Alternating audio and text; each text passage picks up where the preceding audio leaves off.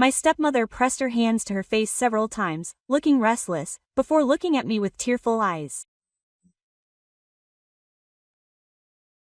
Then she began to tell me the real reason she had come all the way to my room today.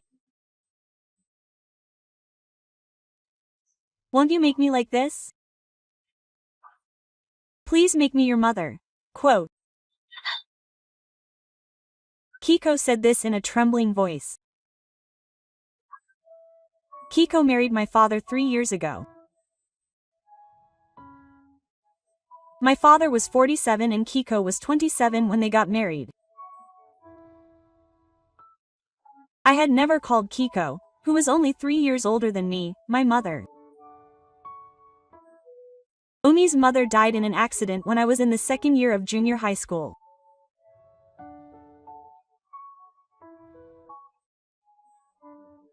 When my father remarried, I was already working and didn't want to be around someone like that anymore, but I did feel a sense of disgust at the fact that my father had remarried a woman who was old enough to be called his daughter.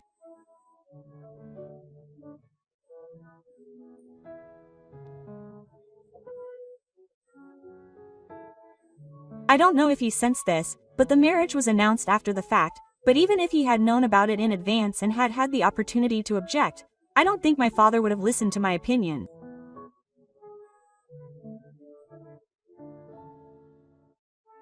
My father had always done what he wanted. To him, my mother and I were the same people, whether he met them or not.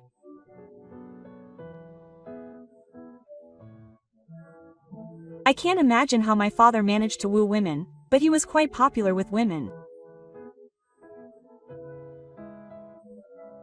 So I wasn't particularly surprised when I heard about his marriage.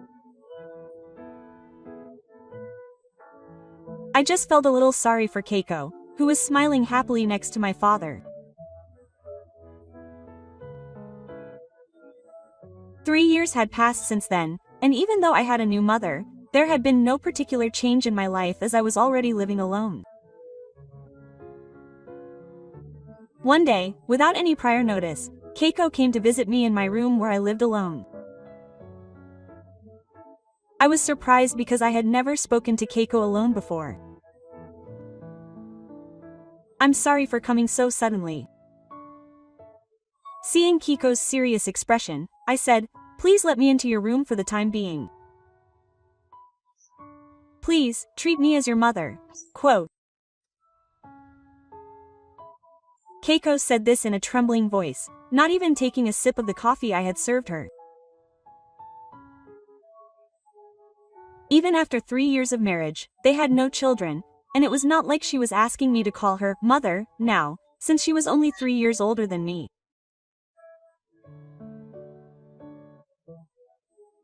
I understood the general situation and took a sip of coffee to cover up my boredom, leaving a bitter taste in my mouth. "Could you please recommend infertility treatment to your father?" While I was silent, Keiko slowly began to speak. A year had passed since they got married without having children, and Keiko went to a specialized hospital by herself to undergo infertility testing. The results showed that there was no problem with her body. If they were to proceed with infertility treatment, the cooperation of a man would be essential, regardless of whether there was a problem on the male side or not, but my father seemed to be refusing to go to the hospital no matter how much Keiko begged him.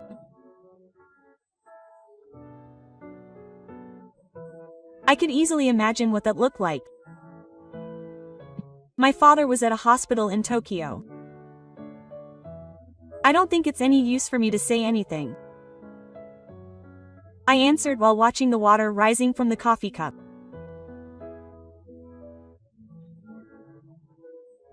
My father had never listened to my requests before, so she must have come to me with a desperate feeling.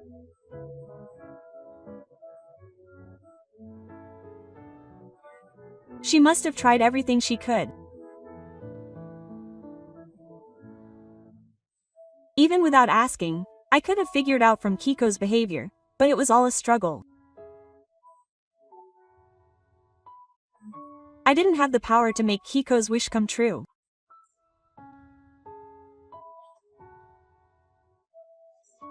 Keiko looked stunned, as if the last thread had snapped.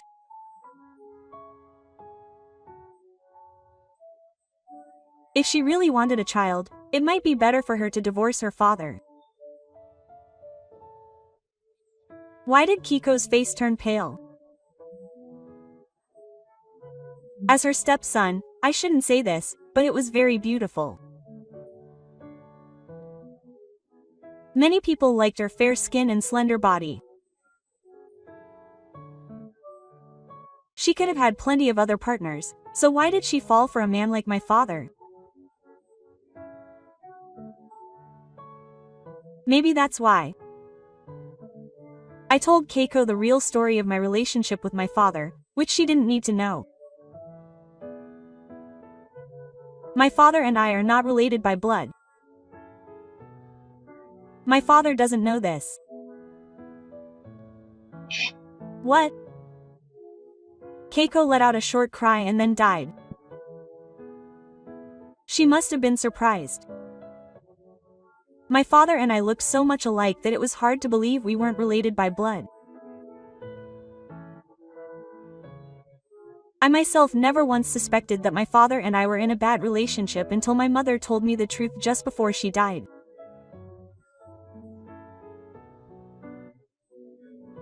My mother raised a child with another man as my father's child. When my mother, who was in the second year of junior high school, was in a traffic accident, the school called and I rushed to the hospital. I was the only son who was by my mother's side as she was about to meet her end. I don't know if my father was in a situation where he couldn't come to her or if he didn't come to love her, but the situation must have been convenient for my mother.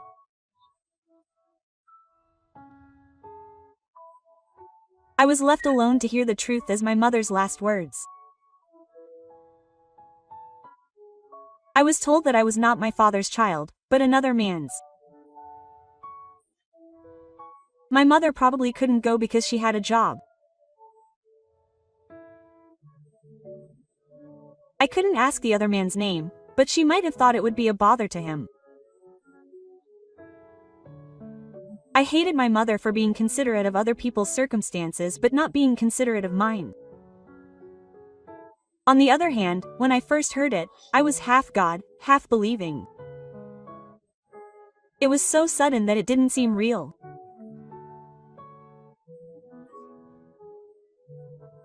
It was only when I grew up and learned about DNA testing and my father's relationship with me was denied that I had to believe that what my mother had said wasn't a lie. My father's name is Ryuji. My name is Hida. As a way to atone for the sin of having stolen wealth, my mother gave my name the same feeling as my father's. I let my mouth slip when talking to Keiko, who had been keeping quiet. I had never told anyone before, but I ended up telling her everything. I had never realized it, but maybe it was hard for me, like my mother, to carry a heavy secret all by myself.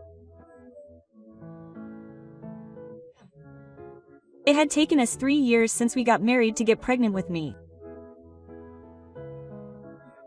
Maybe the governor just wasn't capable of having children. That was how I concluded my long life. Even if that wasn't the case, 27 years have passed since I was born.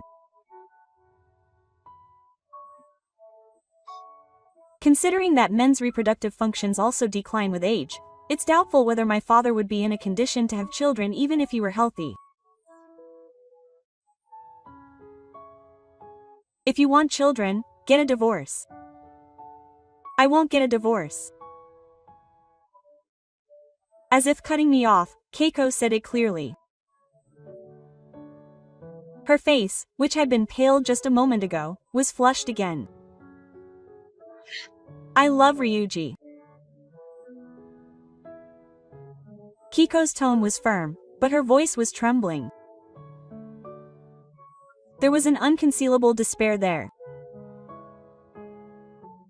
The coffee in front of Keiko had already gone cold. Keiko pressed her hand to her face several times, looking restless, before looking at me with her eyes clenched in red.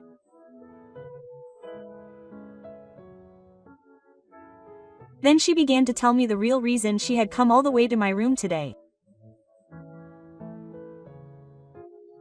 Please make a baby with me. Keiko wanted to have a sexual relationship with me and give birth to a grandchild for my father as the governor. That's a done deal, so I guess that's okay, she said in a tone that sounded like the night. The story, which sounded like something out of an old drama, filled me with indescribable complex emotions.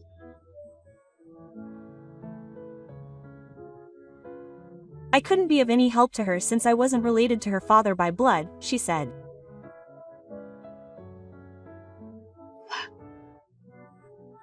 Keiko slammed her desk in frustration and fled my room.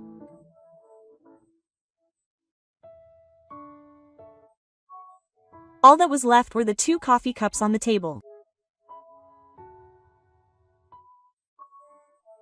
2 more years passed, but my father and Keiko still had no children and were not divorced. My father and Keiko, who were so compatible, seemed to be on good terms with each other, even to me. Strangely enough, the 2 of them, who were as far apart in age as father and daughter, looked like a proper married couple. My father looked at her with a gentle gaze that he had never directed at me or my mother. Seeing that made my heart race. But that didn't mean he had any intention of interfering with the 2 of them. Even Keiko, who had been so supportive of her child, must have weighed the pros and cons of divorcing her father and having a child and chosen to give up on it. However, I happened to learn that this was not the case. That day, I saw it. I saw Keiko trying to enter a hotel with a man she didn't know. He was a thin man who looked nothing like my father, and looked gloomy. I ran up to Keiko and grabbed his arm, and Keiko looked at me in surprise. When I glared at the man, he must have mistaken me for his boyfriend or husband. He complained and left without a word.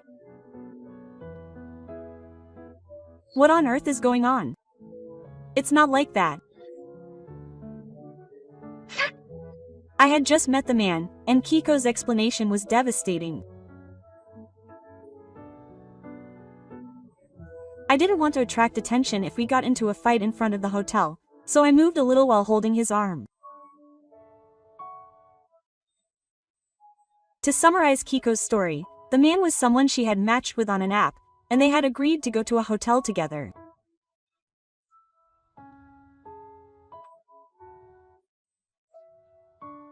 When I asked her why she had used an app, Keiko said with a defiant expression and tone, "I told you."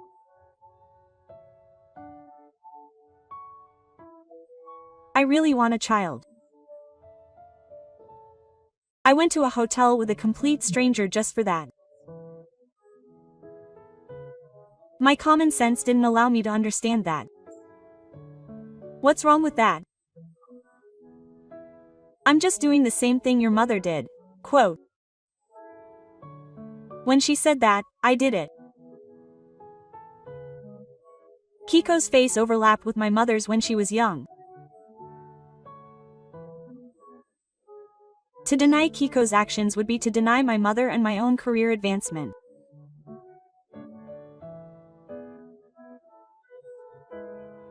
I was deeply aware of her insane resolve, unable to divorce my father or give up on her child.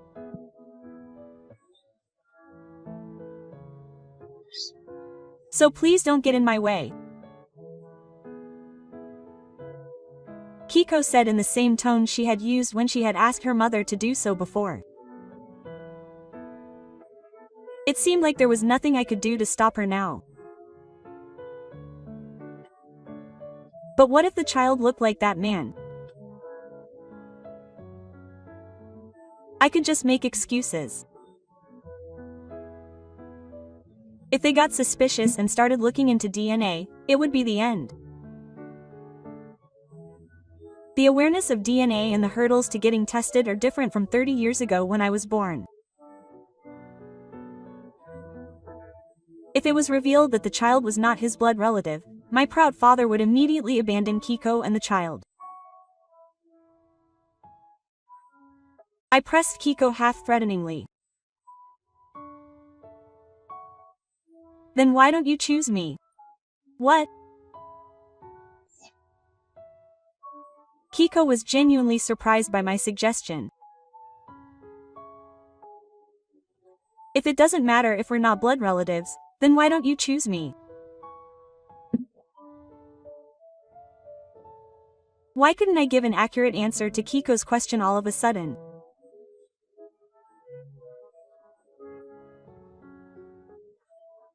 When I learned of my mother's infidelity, I had a strong image of women.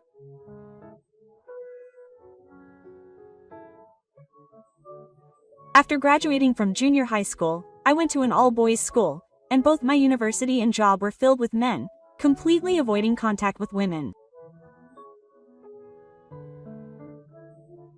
My face, which resembled that of my father, who was not related to me by blood, seemed to be popular with women, and even though I avoided them, they often made advances on me, but I refused them all. Then, out of nowhere, Keiko appeared. She really did resemble my mother, and she fell in love with the same man as my mother, and she wanted children just as much as my mother did. I felt that if I touched Keiko, I would be liberated because she would be my mother's lover. Or perhaps I was trying to get closer to my mother's feelings by committing the same sin as my mother. Either way, I had reached the point of no return. Keiko's gaze wandered around, then she slowly nodded. After that, I made skin contact with a woman for the first time in my life. A few years later, Keiko was running after our child, who had just started walking. Her expression was the motherly face she had always wanted. My father watched over her with a smile. The child looked strangely like my father. I called out to my father while keeping my eyes fixed on Keiko and her younger brother. There's someone I'd like to introduce to you. I'll bring him home next month. I have someone I've promised to book a table with next spring.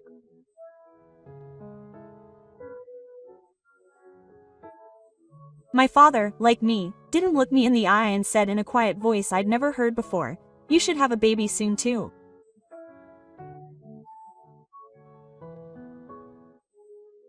The happy voices of Keiko and her younger brother echoed in front of me for an eternity.